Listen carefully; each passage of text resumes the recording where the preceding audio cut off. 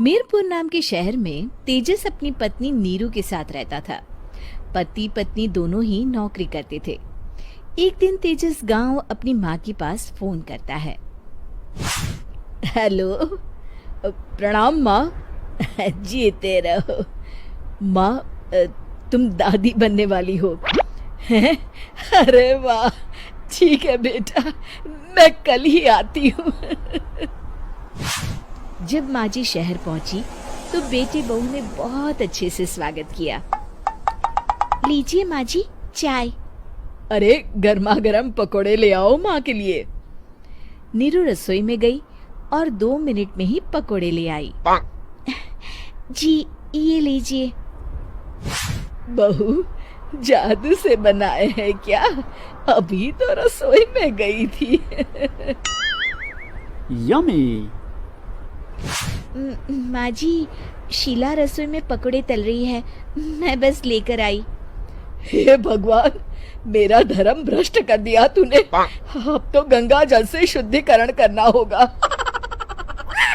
दूसरे दिन, माँ जी मैंने नाश्ता बना दिया है, ऑफिस जा रही हूँ। पर अभी तो घर का सारा काम पड़ा है।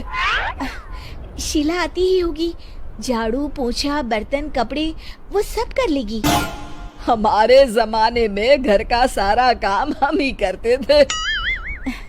जी माँ जी, आप बहुत होशियार हैं, मैं घर ऑफिस दोनों नहीं संभाल पाती। तो जरूरत क्या है घर से बाहर जाकर चाकरी करने की? वैसे भी घर का काम खुद करने से घर में बरकत आती है, समझी? पर माँ जी। पर वर कुछ नहीं, इस महीने की पगार मिले फिर ऑफिस बंद है। हाँ।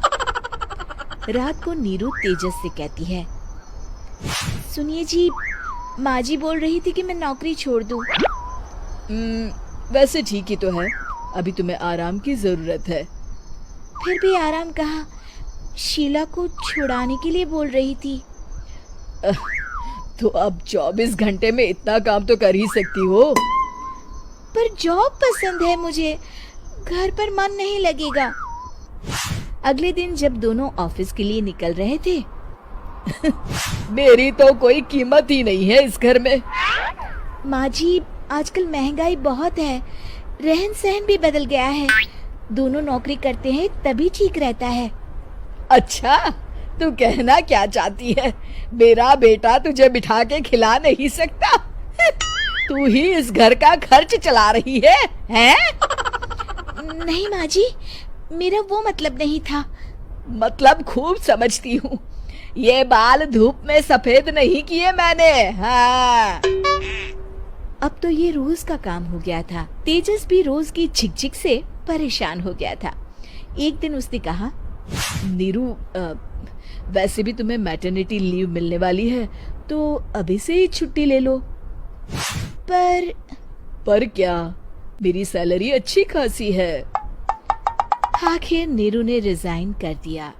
जब बच्चा हुआ तो घर में सब बहुत खुश हुए।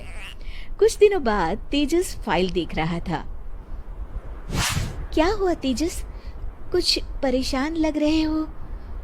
हाँ, वो हमारी जितनी सेविंग्स थी वो तो हॉस्पिटल में और छठी के फंक्शन में खत्म हो गई है नीरू।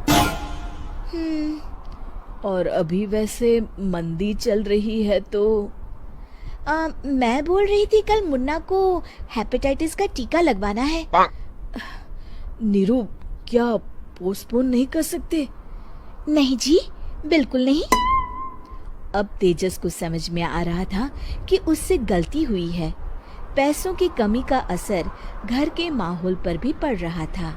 अगले दिन, बेटा मेरा चश्मा और ये दवाइयाँ ले आना, पर्चा देते हुए माँ जी ने कहा। जी। तेजस, मुन्ना के लिए दूध का डिब्बा और डायपर भी ले आना, और ये किराने के सामान की लिस्ट है, इसे भी लाना है। तेजस गुस्से में लिस्ट मरोड़कर फेंकता है और चिल्लाता है, पैसे क्या पेड़ पर उगते हैं? ये ले आना, वो ले आना।